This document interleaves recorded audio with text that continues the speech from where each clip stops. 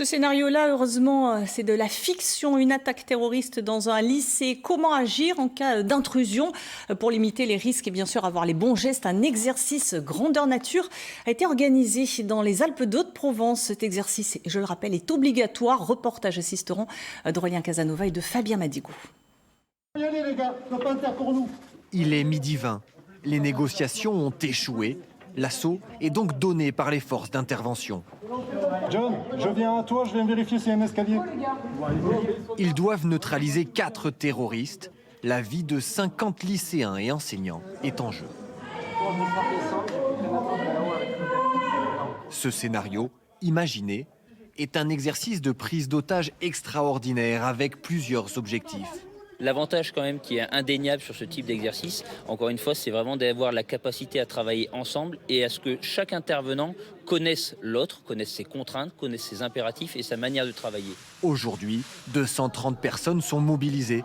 Même les élèves du lycée Paul Arène ont leur partition à jouer. J'ai entendu les coups de feu, tout ça. Et donc juste derrière la porte où j'étais, il y avait donc un terroriste qui s'est fait abattre. Et ensuite, il y a les gendarmes qui sont rentrés dans le couloir où j'étais. Je trouve que c'est une bonne expérience, que oui, c'est très impressionnant, surtout pour certaines personnes, je pense, et que c'est bien de faire ce genre d'exercice. Des exercices de grande ampleur qui ont permis de faire évoluer le rôle de chacun depuis les attentats qui ont touché la France en 2015. Par ici, par ici. Allez, mettez-vous en file indienne. Les sapeurs-pompiers du groupe d'extraction sont équipés de gilets balistiques, de casques balistiques, de systèmes de brancardage adaptés pour pouvoir écarter, extraire rapidement une victime de la zone menacée.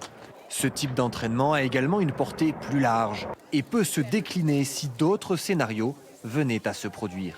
Que ce soit des risques liés aux risques naturels, que ce soit sur d'autres types d'interventions, où en permanence les forces de sécurité doivent s'entraîner, anticiper, s'exercer pour être prêts lorsque la catastrophe survient.